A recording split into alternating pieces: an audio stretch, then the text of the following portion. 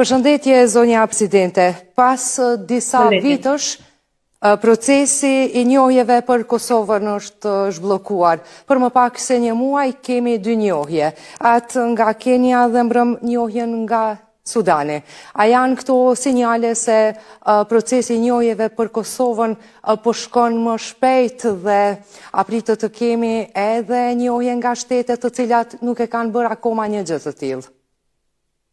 Natyrisht që pritet për shkak se njohja e pavarësisë së Republikës së Kosovës është një akt i vullnetit politik të shteteve veç e veç, por në të njëjtën kohë është një akt në përputhje të plotë me të drejtat ndërkombëtare, e cila njëkohësisht edhe njeh luftën e gjatë të popullit të Kosovës dhe sakrificën e gjatë për të qenë i lirë. Por natyrisht që ky është një proces jashtëzakonisht kompleks që shpesh herë nuk jep frytet e veta në momentet e para, muajt e parë, nganjëherë as në vitet e para. Ka shumë shtete me të cilat ne punojmë për më shumë se një dekadë dhe tek pastaj vjen vendimi.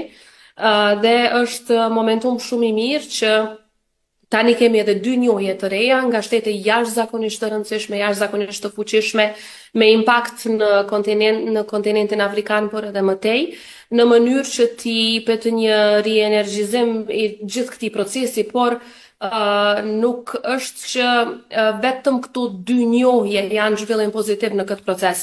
Ju e dini që në vitet e fundit ka pasur pretendime nga ana e Serbisë për diku rreth 25 shtete për tërheqje të njohjes nga ana e tyre. Ne kemi punuar pa ndalur këto 4 vite në mënyrë që secila prej këtyre shteteve për cilat pretendonte Serbia se e kanë njohur Kosovën në fakt të rikonfirmojë marrëdhëniet dypalëshe me Republikën e Kosovës, dhe kjo është një arritur e jashtëzakonshme, sepse është sikur në fakt ta sjellësh njohjen përsëri, dhe është edhe më komplekse në rrethana të caktuara, sepse ka situata jashtëzakonisht fragjile në shumë prej këtyre shteteve, shpeshherë ndryshojnë edhe qeveritë dhe e gjithë puna duhet të bëhet nga fillimi, por është me rëndësi që kemi thelluar raportet me këto shtete për cilat bënte propagandë Serbia. I kemi rikonfirmuar raportet tona dhe tani kemi edhe 2 njohje të reja dhe është një ritëm i cili nuk do të ndalet dhe do të jetë rezultat i një pune të gjatë që po bëhet edhe nga Republika e Kosovës, por edhe me mbështetjen e fuqishme të aleatëve tanë. Zonja Presidente, në Kosovë pashmangshëm po diskutohet shumë për meritat e procesit të njohjes. Si e shihni ju një gjë të tillë?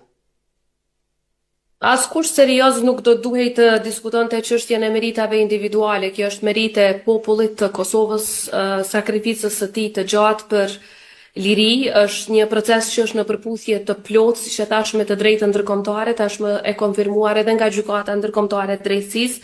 Është rezultati shumë njerëzve, shumë institucioneve, shumë vite shpunë, por edhe është rezultat i një mbështetjeje tepër të madhe që kemi marrë dhe vazhdojmë ta marrim nga aleatët tanë. Për gjatë viteve, meqense se jam marrë me këtë proces që nga fillimi në vitin 2008, e kam parë dhe secili që është marrë me këtë proces seriozisht e din që Kosova në vetvete e ka shumë vështirë që të arrijë njohje qoftë bilaterale, qoftë antarësim në organizata ndërkombëtare. Kjo shndrohet në një proces të suksesshëm vetëm atëherë kur e kemi edhe përkrajen e aleatëve tanë, dhe natyrisht edhe njohja nga Kenia, që ishte njohja paraprake, është një njohje për të cilën kemi punuar shumë afër me aleatët tanë, dhe edhe njohja nga Sudani është një njohje ku na kanë ndihmuar, na kanë mbështetur aleatët, dhe edhe njohje tjera që do të vinë janë rezultati një bashkëdyzimi të punës së Republikës së Kosovës dhe partnerëve të cilët besojnë në Kosovën, besojnë në shtetësinë tonë, në sovranitetin tonë dhe në konsolidimin tonë të mëtejmë ndërkombëtar. Pra bashkimi i forcave në njërin anë në mes të gjithë atyre që kanë potencial të ndihmojnë në Kosovë, por edhe aleatëve të cilët kanë qenë edhe ata si një shtyllë themelore e shtetësisë sonë nga fillimi, gjithmonë sjell frytet e veta edhe në çështjen e njohjeve. Ndërsa, Presidente, tani kam edhe një pyetje, cila është e ardhmja juaj marrë parasysh që keni edhe një vit mandat? Sërish, ajo që ka duhet të diskutohet është e ardhmja e Kosovës dhe jo e individëve. Unë kam punuar gjithmonë dhe punoj edhe tash që ardhmja e Kosovës të jetë ndritshme, të jetë pozitive, të jetë një ardhmë mirë për të gjithë qytetarët e Kosovës, për të ardhmën time individuale, nuk është se të duhet të bëj merak dikush, unë do t'jap kontribut pozitiv për vendin tim, do t'i shërbej vendit tim edhe shumë gjatë. Ajo është më rëndësi. Presidente, faleminderit shumë që keni ndarë kohën për shikuesit tanë, marrë parasysh se tashmë jeni edhe në udhëtime zyrtare ku po e përfaqësoni Kosovën. Faleminderit shumë edhe një herë. Faleminderit juve. Edhe